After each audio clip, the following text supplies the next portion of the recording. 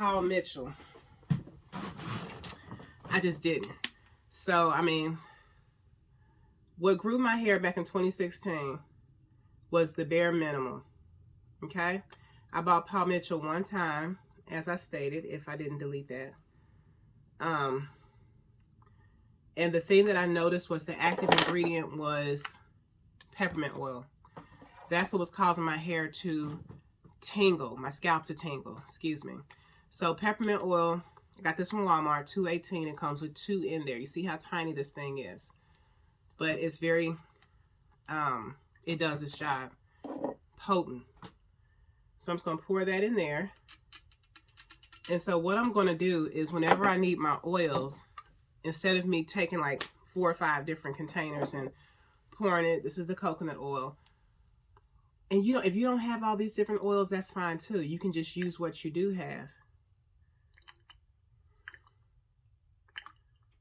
See, that's where a lot of people try to get you at. They make you feel like you need the, because they made me feel like that. I went out to my local Walgreens.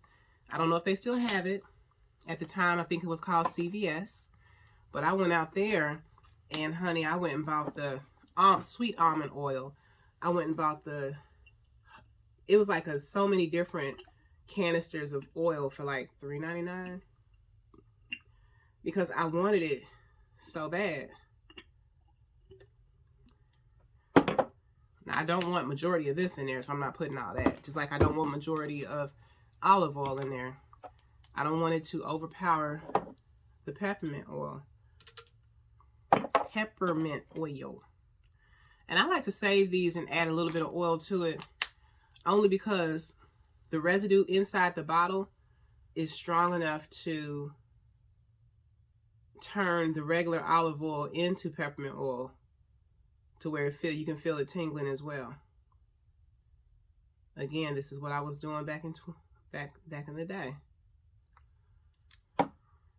And I'll just do that one time. The second time, it's not as potent. Like, you're not doing nothing but just transferring oils in different containers. So,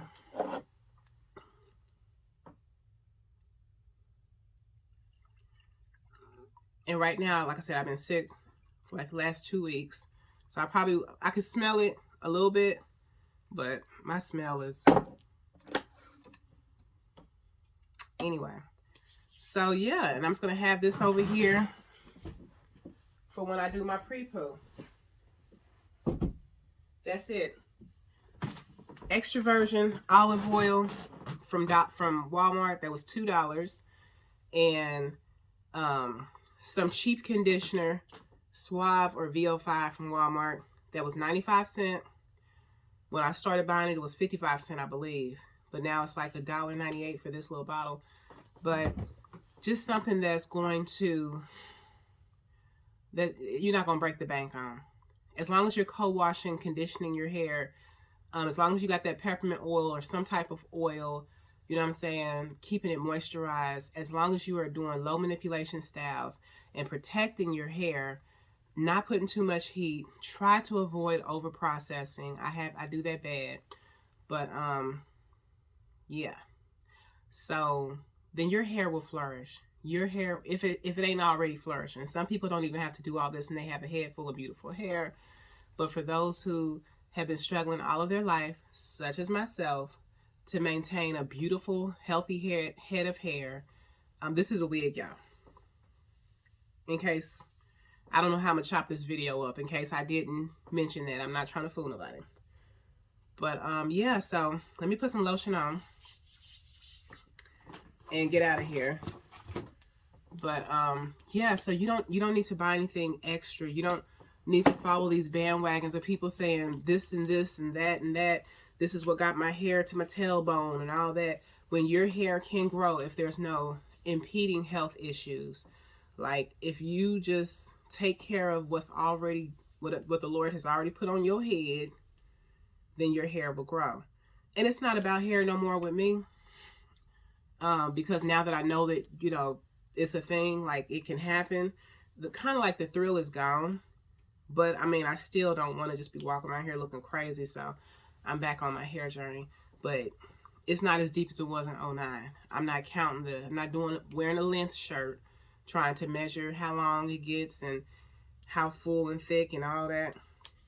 I just want to maintain the hair that I have. And I feel like sharing tips, every woman needs to share tips of what she does to help her, every black woman especially, because there's a lot of us out there that don't know. They just don't know. And walking around with mandatory lace fronts. Like, nobody wants to be confined to a lace front.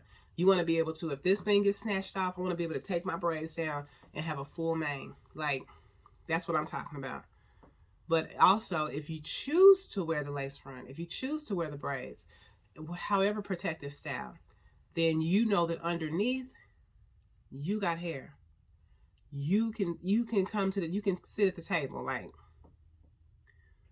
your edges ain't, yeah, you got this. So, yeah, I'm tired of other people laughing at black women for not having hair. I remember when I was working at whatever job, not important, and I had just started growing my hair with my hair journey, and they was like, one lady, she translated, and she was like, they want to know why you never change your wig or your hair, your weave, is what she said. And I was like, this is my hair. Because it was my hair. The hair journey, the information that I got from Hair Lista, from Sunshine, from You Love Megs, from all of those ladies, it helped me get to a point where people thought my hair was weave. Other races thought my hair was weave. But for them, I was a little bit offended, but I was also like, I noticed that that must mean that I'm having progress. But I was a little offended that they would assume that I would be walking around all that time with the same wig on, like the same every day, just not, you know what I'm saying? Some people, they go there. They do that. They've done that. Depression, whatever. You know, you see those videos where they're like, oh, well, I didn't wash my hair for 2 years and all that.